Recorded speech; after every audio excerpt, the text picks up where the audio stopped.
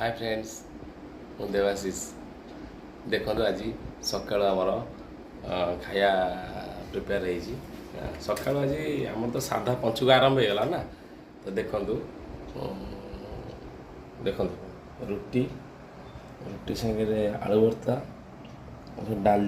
ଡାଲିଟା ପୁରା ମାନେ ଆମର ଭୂଷଣ ପତ୍ର ଛୁଙ୍କ ମରା ହେଇଛି ହେଲା କି। ଭୂଷଣ ପତ୍ର ଛୁଙ୍କ ଡାଲିଟା ଆପଣମାନେ ତ ଖାଇଥିବେ, ତାର ଟେଷ୍ଟ ଅଲଗା ନିଆରା। ନର୍ମାଲ ପିଆଜ ଛୁଙ୍କ ଆଉ ଛୁଙ୍କ ପୁରା ନିଆରା। ଆର ଗୋଟେ ବାସ୍ନା ରହେ। ଭୂଷଣ ପତ୍ର ଡାଲିଟା ଦେଖନ୍ତୁ, ଗୋଟେ ବାସ୍ନା ଅଲଗା ପ୍ରକାର ରହେ। ଭର୍ତ୍ତା ହେଇଛି, ଭର୍ତ୍ତାରେ ମୁଁ ଆଣିଛି ରସୁଣ ଚକଡ଼ି ଭର୍ତ୍ତାରେ।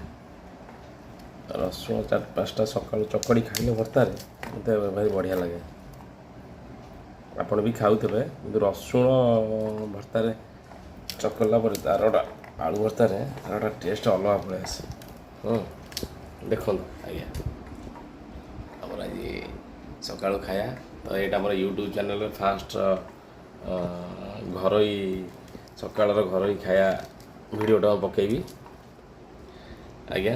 2 ମିନିଟ୍ର ପକାଇବି, ଅଧିକା କରିବିନି, ଯେହେତୁ ଆମେ ନୂଆ ୟୁଟ୍ୟୁବ୍ରେ ଜଏନ୍ କରିଛୁ, ୟୁଟ୍ୟୁବ୍ ଚ୍ୟାନେଲ୍ କରିଛୁ, ଅଧିକା ବଡ଼ ଲଙ୍ଗ୍ କରିବାନି। ଆପଣମାନେ ସକାଳୁ ଖାଇସାରିଲେଣି କି ନାହିଁ କହିବେ, କମେଣ୍ଟ ମାଧ୍ୟମରେ ଜଣାଇବେ। ଆମର ତ ଆଜି ପୁରା ସାଧା, ଏଇ 5 ଦିନ ପୁରା ସାଧା ଚାଲିବ। ଆଜ୍ଞା ପଞ୍ଚୁକ 5 ଦିନ ଆଇଁଷ ଖାଇବାର ନାହିଁ, ବାହାରେ ବି ଖାଇବାର ନାହିଁ, ଏ ଘରେ ବି ଖାଇବାର ନାହିଁ। ରୁଟି ଆମର ପୁରା ଭୂଷଣ ପତ୍ର ଡାଲିରେ ଛୁଙ୍କ ମରା ହେଇଛି। ପୁରା ଟେଷ୍ଟି, ପୁରା ଟେଷ୍ଟ। ହଉ ସାଙ୍ଗମାନେ, ରହିଲି, ଧନ୍ୟବାଦ।